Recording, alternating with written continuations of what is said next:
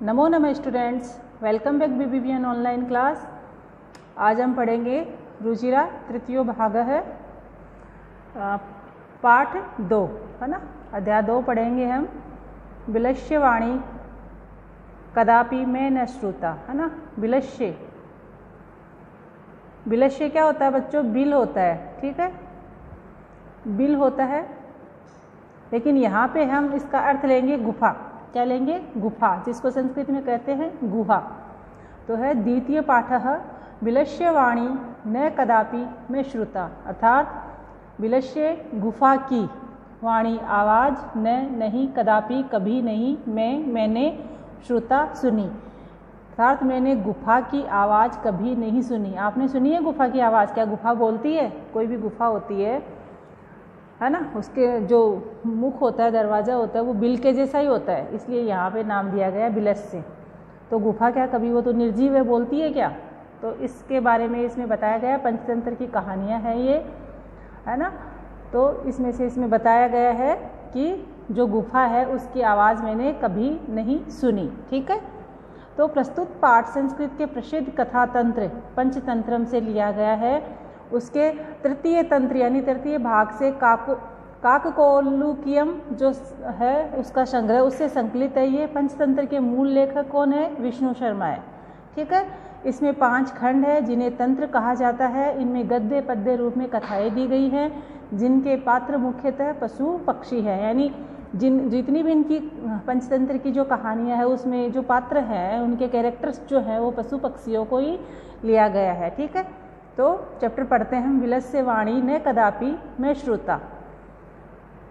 अब अच्छे से इनको समझना, इनकी वर्डिंग को समझना और इनके शब्दार्थ जो हैं पहले वो हम देख लेते हैं। आपको शब्दार्थ जरूर से ज़रूर याद करने हैं। हर एक टेस्ट होगा, जो भी एग्ज़ाम होगी, इसमें शब्दार्थ जरूर पूछे जाएंगे, ठीक है। तो कस्मिन चित 2 शब्दों का योग है, कस्मिन प्लस चित, यानी किसी वन में।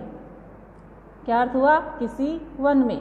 क्षुधार्थ, क्षुधा से आतुर जो होता है, क्षुधा प्लस आर्त, क्षुधार्थ यानी भूख से व्याकुल, भूख से पीड़ित। अंतरे, अंतरे यानी इस अंतराल में, यानी अंतरे बीच में। निगूढ़ो भूतवा, छिपकर। सिंह पद पदति, शेर के पैरों के निशान या चिन्ह।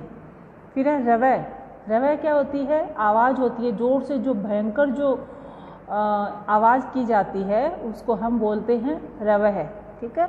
यावत तावत, यावत यानी जब तक, तावत यानी तब तक। समय शर्त, समय काल भी होता है, समय भी होता है, लेकिन इसमें समय शर्त से लिया गया है। कोई भी शर्त लगाते हैं उससे संबंधित है। बाह्यत है, बाहर से। यदि तरही, यदि यानी अगर, दोनों शब्दों का अलग अलग अर्थ है। अगर, तरी यानी तो। अव्यय शब्द है तरही, यावत, तावत, बाह्यत, अंतरे, है ना, ये सब क्या है? अव्यय शब्द है। फिर है तत्श्रुत्वा, तत् प्लस श्रुत्वा, 2 शब्दों का योग है। तत्श्रुत्वा, वह सुनकर। तत् का मतलब होता है वह, दूर के लिए। श्रुत्वा सुनकर। भय संत्रस्त मनसाम, डरे हुए मन वालों का। भय संत्रस्त डरे हुए मन वालों का। हस्तपाद आदि कहा, हस्तपाद प्लस आदि कहा, आदि का यानी आदि, आदि जो होते हैं, ठीक है, उससे संबंधित आदि। हस्त यानी हाथ, पाद यानी पैर, हाथ पैर आदि से संबंधित जो है उसके बारे में। वेफ्तु, वेफ्तु होता है कंपन, वाइब्रेशन, जो बॉडी में वेफ्तु है ना, किसी का शरीर कंपायमान हो जाता है भयंकर आवाज़ से, भयंकर किसी भी चीज़ को देखने से, उसको बोलते हैं वेफ्तु। भोज्यम, भोजन योग्य पदार्थ, ठीक है। सहसा, एकाएक, अचानक, सडन जो कार्य होता है उसको बोलते हैं सहसा। अनागतम, अनागतम, अनागतम, ठीक है। फिर इसका क्या है? आने वाले दुख को। सोचते, चिंतनीय, सोचनीय जो बात होती है, चिंता योग्य, चिंतनीय। संतस्त, रहते हुए, ठीक है, उसके अंदर विद्यमान। संतस्त यानी वो उसके अंदर है, विद्यमान है, उसके अंदर है, रहते हुए। जरा, जरा क्या होती है? जरा, थोड़ा सा आपका जरा, वो नहीं, जरा यानी बुढ़ापा। कुरुते या करोती, करता है, ठीक है। फिर है बिलस्य, बिल का या गुफा का। ये हुए आपके शब्दार्थ।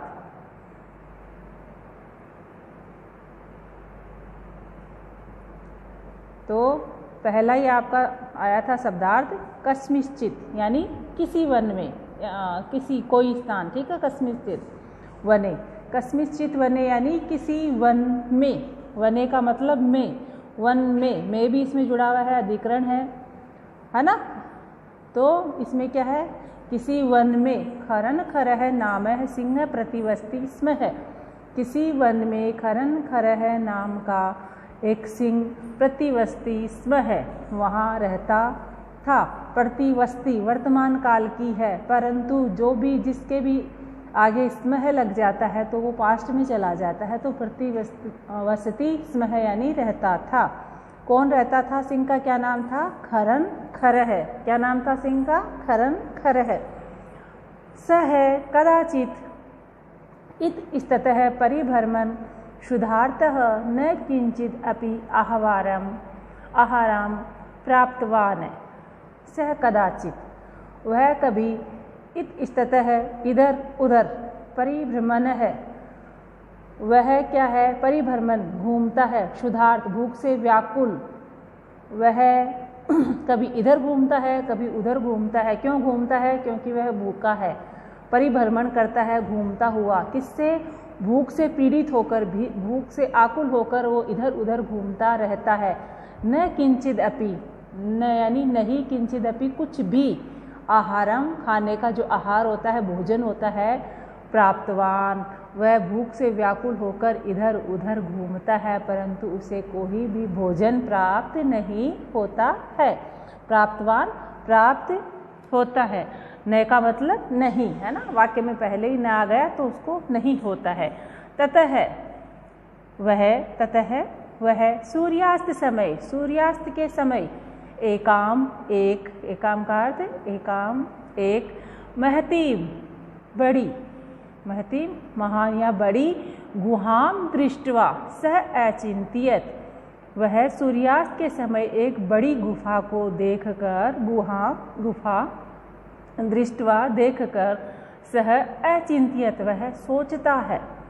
क्या सोचता है? नूनम एतस्याम गुहायाम रात्रौ को अपि जीव आगच्छति। नूनम निश्चित तौर पर ही, एतस्याम इस गुफा में, गुहायाम एतस्याम गुहायाम इस गुफा में, रात्रि के समय, को अपि कोई, जीव यानी प्राणी, जीव जंतु जो जानवर होते हैं, जीव, आगच्छति आता होगा, कोई तो इसमें आता है। निश्चित रूप से ही इस इतनी बड़ी जो गुफा है, इसमें निश्चित रूप से ही रात्रि के समय कोई तो यहाँ रहने आता है, कोई तो आता है।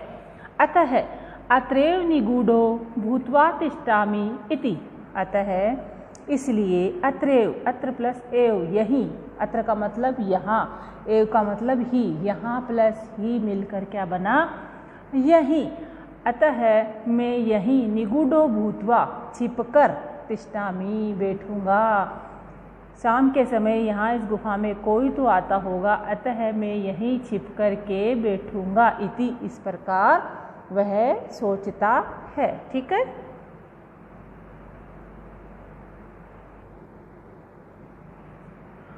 हाँ, नेक्स्ट पैराग्राफ है। एतस्मिन् अंतरे गुहाया स्वामी दधिपुच्छ नामक श्रृंगालय सम आगच्छत। इसी अंतराल के बीच में क्या होता है? इसी समय के बीच में गुफा का स्वामी जो है, श्रृंगाल जो है, श्रृंगाल का नाम क्या है? दधिपुच्छ नामक, यानी दधिपुच्छ नाम का एक श्रृंगाल जो है, उसका गुफा का स्वामी होता है, वह वहाँ आ जाता है। क्या करता है? आ जाता है। क्या नाम है श्रृंगाल का? श्रृंगाल यानी सियार, तो क्या नाम है उसका? दधिपुच्छ। वह आ जाता है क्योंकि वो वहाँ छुप कर बैठता है और वो देखता है थोड़े समय बाद में उस गुफा का कोई स्वामी है श्रृंगाल, वो आ जाता है दधिपुच्छ। ठीक है।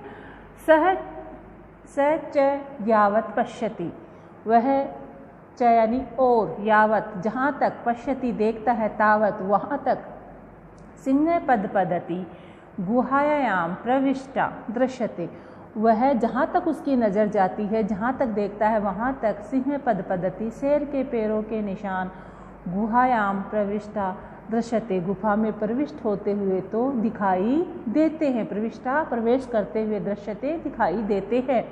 न च बहिरागता, परंतु बाहर आते हुए नहीं दिखाई देते हैं। बहिरागता बाहर आते हुए नहीं दिखाई देते हैं, केवल अंदर जाते हुए ही दिखाई देते हैं। तो वो समझ जाता है कुछ प्रॉब्लम है यहाँ पे।